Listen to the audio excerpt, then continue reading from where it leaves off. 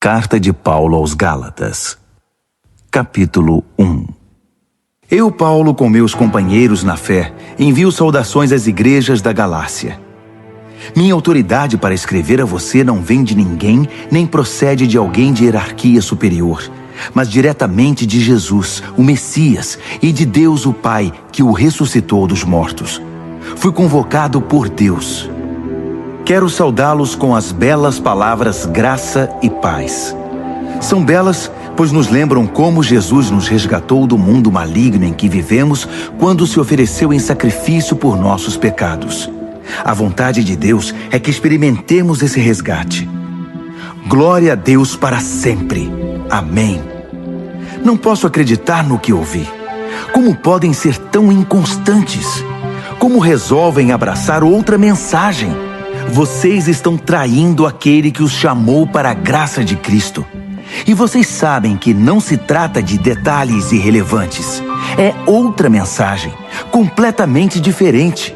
É mentira deslavada sobre Deus. Os responsáveis por essa agitação estão virando a mensagem de Cristo de pernas para o ar. Quero deixar bem claro, se algum de nós, até mesmo um anjo do céu, pregar uma mensagem diferente da verdadeira e original, seja amaldiçoado. Vou repetir, se alguém, não importa a reputação ou as credenciais que possua, pregar uma mensagem diferente da que vocês receberam no início, seja amaldiçoado. Acham que falo desse modo para manipular alguém? Ou para impressionar o próprio Deus? Ou para ganhar aplausos do povo? Se meu alvo fosse popularidade, eu não seria escravo de Cristo. Saibam que a mensagem que transmiti a vocês não é mero discurso motivacional. Eu não a recebi de nenhuma tradição, nem a aprendi em alguma escola. Eu a recebi diretamente de Deus e de Jesus Cristo. Estou certo de que vocês ouviram a história da minha vida quando eu vivia no judaísmo. Na época eu perseguia a igreja de Deus. Meu objetivo era destruí-la. Ninguém me superava no apego às tradições dos nossos antepassados. Mas Deus tinha planos para a minha vida. Quando eu ainda estava no ventre da minha mãe, Ele me escolheu e me chamou por sua graça, cheia de generosidade. Por sua intervenção, revelou seu Filho a mim para que eu o anunciasse aos outros povos, os que não são judeus. Logo depois desse meu chamado, fui para a Arábia. Não consultei ninguém e não fui a Jerusalém me aconselhar com os que já eram apóstolos. Mais tarde, voltei a Damasco. 3 anos depois, fui a Jerusalém para conhecer Pedro e saber mais sobre a fé.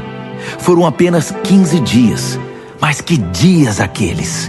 Com exceção de Tiago, irmão do Senhor, não vi nenhum outro apóstolo. Diante de Deus, estou falando a pura verdade. Então comecei meu ministério nas regiões da Síria e da Cilícia. Mesmo depois de todo aquele tempo, eu ainda não era conhecido nas igrejas cristãs da Judéia. O que sabiam de mim era apenas isto: aquele homem que antes nos perseguia, agora está pregando a mesma mensagem que tentou destruir. E como eles agradeceram a Deus e o adoraram por minha causa.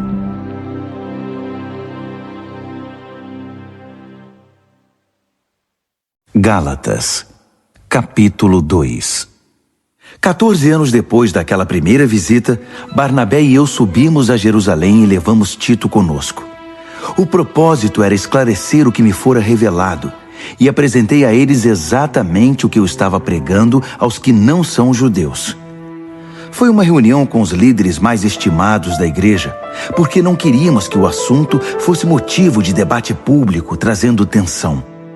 Isso poderia prejudicar anos de trabalho e também meu ministério. É bom dizer que Tito, que não é judeu, não teve de se circuncidar. Mas houve alguns que se infiltraram na conferência, passando-se por cristãos. Eles vieram espionar a liberdade espiritual dos seguidores de Cristo. O propósito deles era nos reduzir à escravidão legalista, mas nós não demos chance a eles. Não podíamos permitir que vocês deixassem de lado a verdadeira mensagem. Quanto aos que eram considerados importantes na igreja, a reputação deles não me incomodou. Eu não me impressiono com aparências. Quanto mais Deus. Nenhum deles acrescentou nada à mensagem que eu prego. Logo ficou evidente que Deus me havia confiado a tarefa de pregar aos não-judeus a mesma mensagem pregada por Pedro aos judeus. Reconhecendo que Deus tinha me chamado, Tiago, Pedro e João, colunas da igreja, receberam a mim e a Barnabé e nos designaram para o ministério aos demais povos. E eles continuavam alcançando os judeus. Apenas acrescentaram um pedido: que nos lembrássemos dos pobres, o que é meu desejo profundo. Depois disso, Pedro veio a Antioquia. Acabei tendo de confrontá-lo, pois ele errou feio. Vou contar como foi. Antes que algumas pessoas da parte de Tiago chegassem à cidade, Pedro comia normalmente com os que não eram judeus. Mas depois que o grupo de Jerusalém chegou, todos conservadores, ele começou a evitar todo contato com seus amigos não-judeus. Isso provou que ele tinha medo do grupo conservador judaico, que tentava fazer valer o velho sistema da circuncisão. Infelizmente, o restante dos judeus da igreja de Antioquia aderiu à hipocrisia, até mesmo Barnabé. Quando vi que eles não se comportavam de acordo com a mensagem, contestei Pedro na frente de todos. Se você, que é judeu, não segue as regras judaicas quando não está sendo observado pelos guardiões de Jerusalém, que direito tem de exigir que os não-judeus se adaptem aos costumes judaicos, só para causar boa impressão aos seus velhos amigos de Jerusalém? A verdade é a seguinte: nós, judeus, não somos superiores aos demais pecadores. Sabemos muito bem que não somos justificados diante de Deus por guardar regras, mas apenas pela fé em Jesus Cristo. Como sabemos disso? Nós tentamos, e com o melhor sistema de regras do mundo. Sabendo que ninguém pode agradar a Deus por esforço próprio, cremos no Messias para sermos justificados por Deus. Isso nunca acontecerá por praticarmos o bem. Já perceberam que ainda não somos perfeitos? Grande novidade. Mas vendo que gente como eu, que creu em Cristo e foi justificado por Deus, não é perfeita, teriam vocês a ousadia de acusar Cristo de ser conivente com o pecado? Que acusação leviana! Se eu tentasse ser justo praticando o bem, estaria reconstruindo aquilo que destruí. Estaria agindo como um charlatão. Explico o que aconteceu comigo. Tentei guardar regras e me esforçar para agradar a Deus, mas isso não funcionou. Então desisti de ser um homem da lei para me tornar um homem de Deus. A vida de Cristo me mostrou como fazer isso e me deu capacidade de viver assim. Eu me identifico totalmente com Ele. De fato, fui crucificado com Cristo. Meu ego não ocupa mais o primeiro lugar. Pouco me importa parecer justo ou ter um bom conceito entre vocês. Não estou mais tentando impressionar Deus. Agora Cristo vive em mim. A vida que vivo não é minha, mas é vivida pela fé no Filho de Deus, que me amou e se entregou por mim. E eu não volto mais atrás. Não está claro que voltar para a velha religião de guardar regras e agradar os outros é abandonar a nova vida de relacionamento com Deus? Não posso desprezar a graça de Deus. Se é possível ter um relacionamento vivo com Deus apenas guardando regras, Cristo morreu em vão.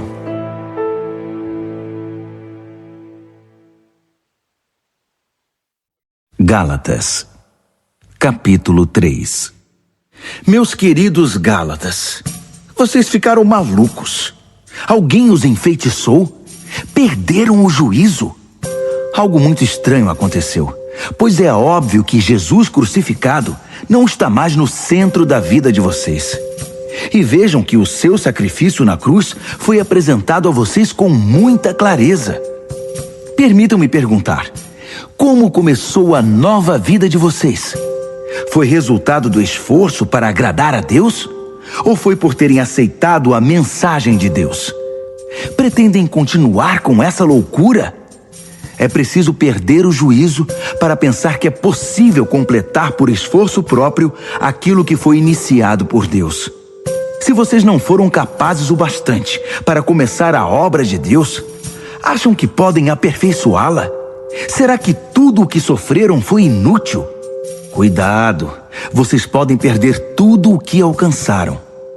Respondam-me, será que Deus, que os presenteia com sua presença, com seu Espírito Santo, que realizou em vocês o que jamais conseguiriam fazer por esforço próprio, fez tudo isso por causa do esforço de vocês ou porque vocês confiaram a Ele esse trabalho?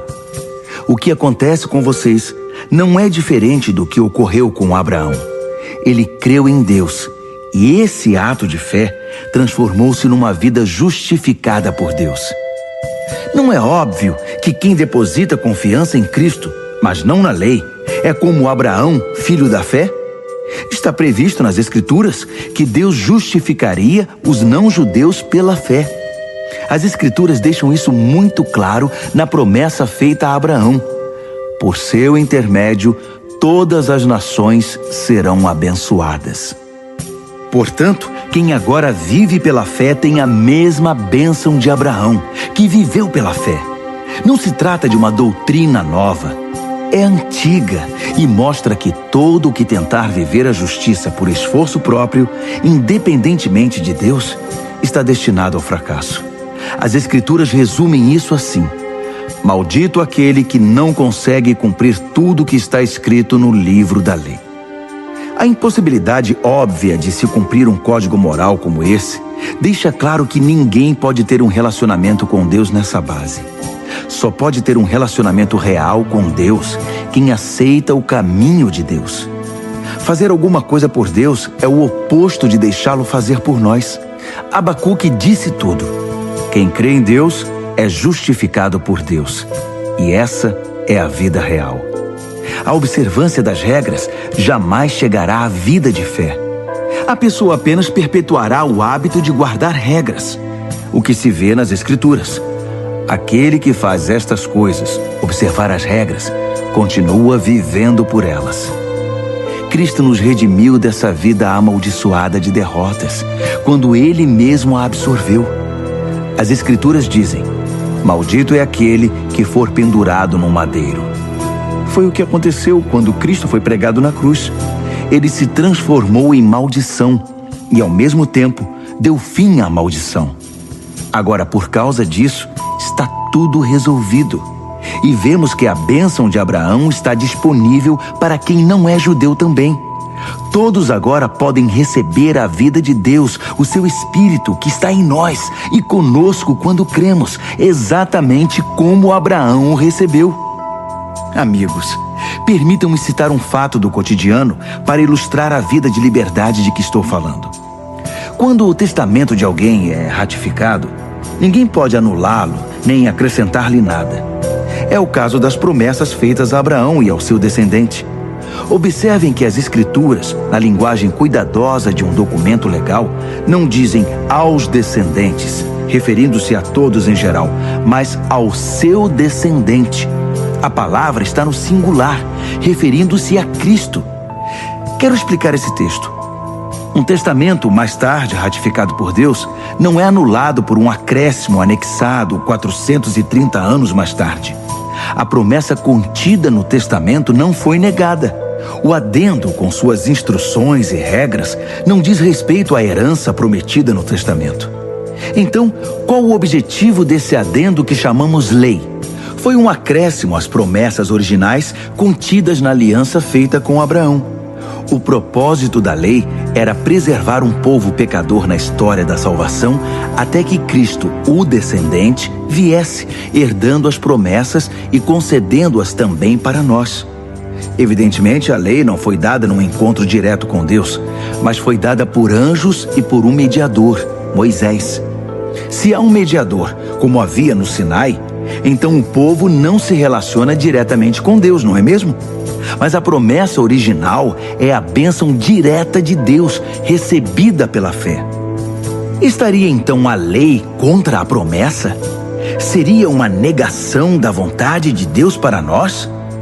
Nunca.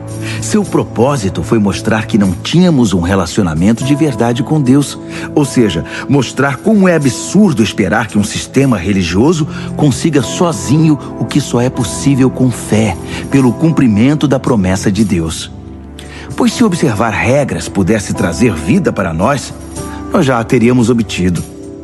A questão é que, enquanto ainda não havíamos chegado a ponto de responder com fé ao Deus vivo, fomos devidamente guardados e protegidos pela lei mosaica.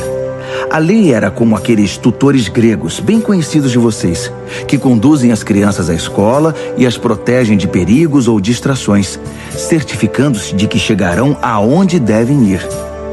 Mas agora que chegaram ao destino, não precisam mais desse tutor.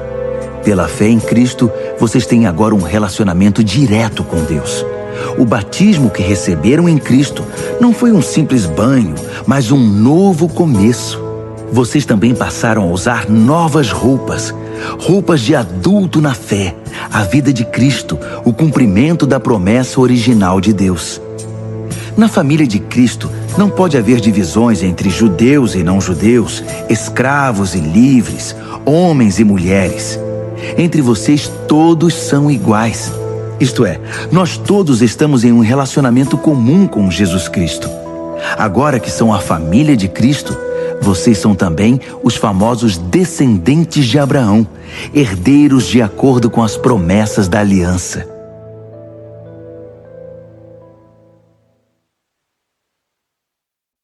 Gálatas, capítulo 4. Permitam-me mostrar a vocês as implicações disso. Enquanto é menor de idade, o herdeiro não está em posição melhor que a do escravo. Ainda que legalmente seja dono da herança, estará submisso a tutores e administradores até a data estabelecida por seu pai para a emancipação. Assim acontece conosco. Como escravos, dependíamos dos dominadores deste mundo, sem autoridade sobre a própria vida, pois ainda não havíamos sido emancipados. Mas quando chegou o tempo estabelecido, Deus enviou-nos seu Filho, nascido de uma mulher, sob as condições da lei, para redimir os que estavam sob o domínio da lei. Assim fomos libertados para sermos filhos que têm direito à herança. Uma vez que fomos adotados como filhos, Deus enviou o Espírito do seu Filho ao nosso coração, o que nos dá o privilégio de chamá-lo Papai. Essa intimidade com Deus é para vocês que são filhos, não para escravos. E como filhos, são também herdeiros com pleno acesso à herança. Antes de conhecerem Deus pessoalmente, vocês eram escravos dos deuses, que nem deuses são. Mas agora que conhecem o Deus verdadeiro, ou melhor, agora que Deus conhece vocês, como podem se sujeitar novamente a esses pretensos poderes? É como temer o bicho-papão. E não é isso que vocês fazem quando observam tradições e superstições associados a datas e festas especiais? Será que foi em vão tudo o que fiz por vocês? Meus queridos, gostaria muito que se pusessem em meu lugar. Afinal, foi o que fiz quando estive com vocês. Como vocês foram sensíveis e gentis. Em nada me prejudicaram. Quando preguei para vocês pela primeira vez, estava doente e nem pude prosseguir jornada. Sei que não é fácil receber um hóspede doente, mas vocês me trataram tão bem como se eu fosse um anjo de Deus, ou como se estivessem recebendo o próprio Jesus. O que aconteceu com toda aquela alegria? Sei que vocês teriam me dado os próprios olhos se fosse preciso. Tal era o carinho com que cuidaram de mim. E agora, de uma hora para outra, parece que virei inimigo de vocês? Foi só por dizer a verdade? Não posso acreditar. Os pregadores de heresias tentam agradá-los de todo jeito. É pura bajulação. Eles querem acabar com a liberdade que a graça de Deus dá a vocês. O objetivo deles é fazê-los dependentes da aprovação e da orientação que pretendem dar. Querem apenas se sentir importantes. É muito bom que vocês sempre façam o bem, mesmo quando não estou por perto. Por que mudar de atitude para comigo quando estou longe? Querem saber como me sinto agora, até que a vida de Cristo seja uma realidade na vida de vocês? Como uma mãe em dores de parto. Como eu queria estar com vocês. Eu nem falaria nesse tom tão severo, abrindo o coração. E vocês que são viciados na lei, já deram pelo menos uma olhada no que ela diz? Abraão teve 2 filhos, um da escrava e outro da livre. O filho da escrava nasceu por uma iniciativa humana. O filho da livre nasceu pela promessa de Deus. A ilustração é clara. As duas histórias mostram dois modos de relacionamento com Deus. A primeira fala do Monte Sinai, na Arábia. Representa o que acontece em Jerusalém, uma vida escrava que produz escravos como descendentes. É o caminho de Agar. A segunda fala da Jerusalém invisível, uma Jerusalém livre, nossa mãe. É o caminho de Sara. Lembrem-se do que Isaías escreveu. Alegre-se, ó estéril, você que nunca teve um filho. Exulte e cante, você que nunca sofreu as dores do parto. Porque são mais os filhos da abandonada do que os filhos da mulher casada. Não está claro, meus queridos, que como Isaque, vocês são filhos da promessa? Nos tempos passados, Ismael, o filho nascido por iniciativa humana, perseguiu Isaque, o filho da promessa pelo Espírito. Não é o que vemos agora? A perseguição promovida pelos hereges de Jerusalém segue o modelo antigo. Há um texto nas Escrituras que nos diz o que fazer. Expulse a escrava e seu filho, pois o filho escravo não será herdeiro com o filho livre. Não somos filhos da escravidão, mas sim da liberdade que vem do Espírito.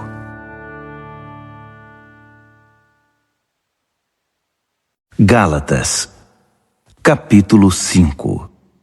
Cristo nos libertou para viver uma vida livre. Permaneçam nessa liberdade. Nunca mais aceitem sujeitar-se a nenhum tipo de escravidão. Quero enfatizar o seguinte: no momento em que vocês se submetem à circuncisão ou a qualquer outro sistema de regras, o dom da liberdade que Cristo conquistou com sofrimento acaba desperdiçado.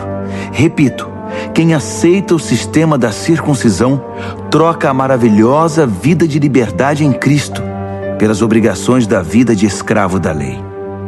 Creio que o que está acontecendo não era a intenção de vocês. Quem escolhe viver de acordo com seus planos religiosos, tentando ser justo, se desliga de Cristo e está fora da graça. Mas nós vivemos a expectativa de um relacionamento com o Espírito que satisfaz. Em Cristo, nem nossa religião mais criteriosa, nem a indiferença quanto a obrigações religiosas significam alguma coisa. O que importa é algo mais íntimo. A fé expressa em amor. Vocês estavam correndo muito bem. Quem os convenceu a se desviar do caminho da obediência? Por certo, não foi aquele que os convocou para a corrida. Por favor, não pensem que isso é insignificante.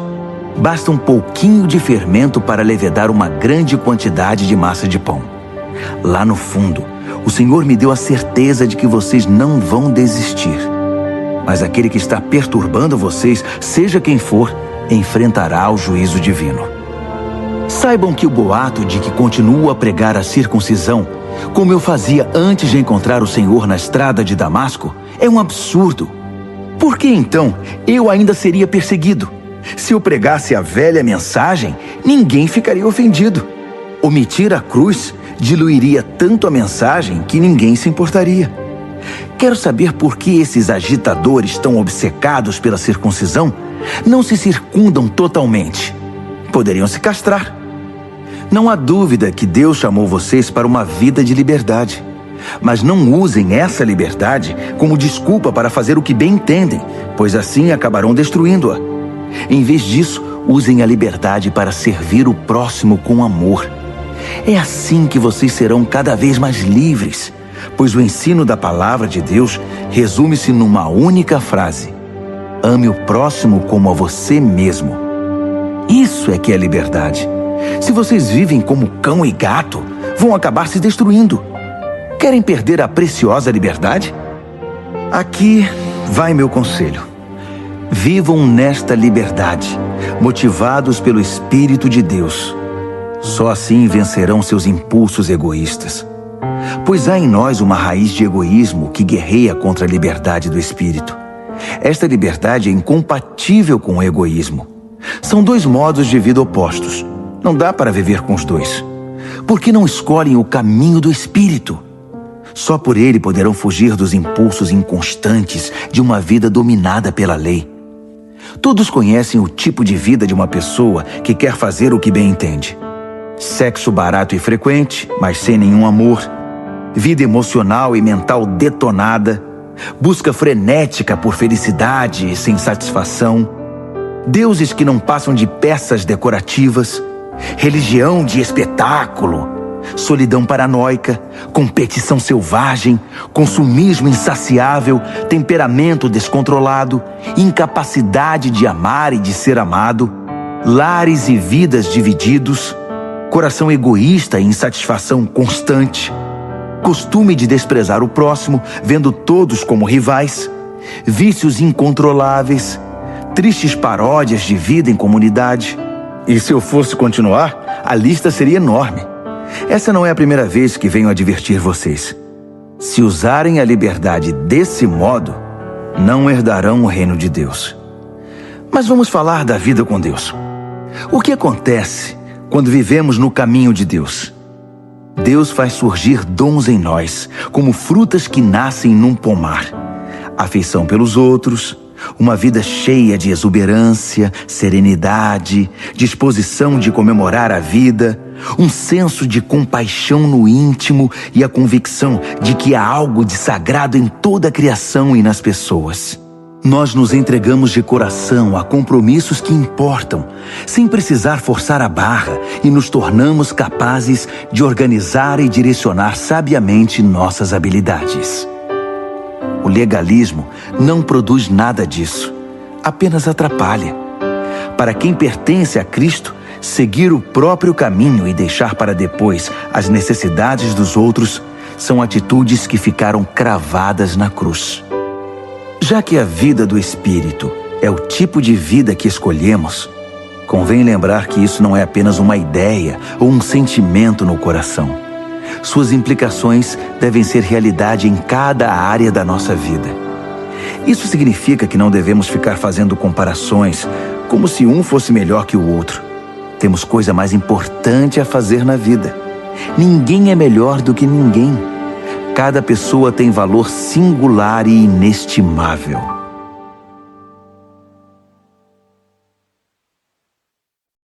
Gálatas, capítulo 6. Amigos, vivam com criatividade. Se alguém cair em pecado, restaurem-no com perdão. Guardem as críticas. Vocês podem precisar de perdão antes que o dia termine. Ajam com misericórdia e estendam a mão aos oprimidos. Compartilhem aquilo que pesa a vocês e cumpram desse modo a lei de Cristo. Se pensam que são bons demais para agir assim, estão muito enganados. Cada um examine com cuidado a si mesmo e a maneira segundo a qual está cumprindo a missão que recebeu e dedique atenção total a ela. Não fiquem admirando vocês mesmos, nem se comparando com os outros. Cada um precisa assumir o compromisso de fazer o melhor que puder com sua vida. Vocês que já chegaram à maturidade, sejam generosos com aqueles que os instruíram, compartilhando com eles tudo o que de bom possuem e experimentam. Não se enganem, ninguém faz Deus de bobo. Toda pessoa colhe o que plantou. Quem planta egoísmo, ignorando a necessidade dos outros e a Deus, colherá o mal. O resultado de sua vida será frutos inúteis. Mas aquele que planta conforme Deus, permitindo que o Espírito faça a obra de crescimento nele, terá uma colheita de verdadeira vida, vida eterna. Portanto, não se cansem de fazer o bem. No tempo certo, teremos uma boa colheita, se não nos desesperarmos nem desistirmos. Cada vez que tivermos chance, trabalhemos para o benefício de todos, a começar pelos mais próximos de nós na comunidade da fé. Nestas linhas finais, chamo a atenção para os traços grossos da minha caligrafia, para ressaltar a importância do que escrevi. Aqueles que tentam impor a vocês a prática da circuncisão têm um único objetivo: querem parecer bons sem fazer esforço, pois não têm coragem de viver a fé que compartilha o sofrimento e a morte de Cristo. A doutrina deles nada é, até porque nem eles guardam a lei. Observam apenas as leis que interessam aos seus propósitos Eles querem que vocês sejam circuncidados para que possam se orgulhar do sucesso em recrutá-los para o lado deles. Como são desprezíveis! Quanto a mim, não vou me orgulhar de nada, a não ser da cruz do nosso Senhor Jesus Cristo. Por causa daquela cruz, fui crucificado aos olhos do mundo, libertado da atmosfera sufocante, da necessidade de agradar os outros e me encaixar nos padrões mesquinhos ditados por eles. Percebem que esta é a questão principal? Não é o que fazemos, como submeter-se à circuncisão ou rejeitá-la. É o que Deus está fazendo. E Ele está criando algo novo, uma vida livre. Todos os que caminham por esse padrão são um verdadeiro Israel de Deus, seu povo escolhido. Paz e misericórdia sejam com eles. Francamente, não quero mais ser incomodado com essas disputas. Tenho coisas mais importantes para fazer, como viver a fé com seriedade. Trago em meu corpo as cicatrizes do meu trabalho por Jesus. Que tudo o que nos é concedido livremente pelo Senhor Jesus Cristo venha a ser de fato de vocês, meus queridos amigos. Amém.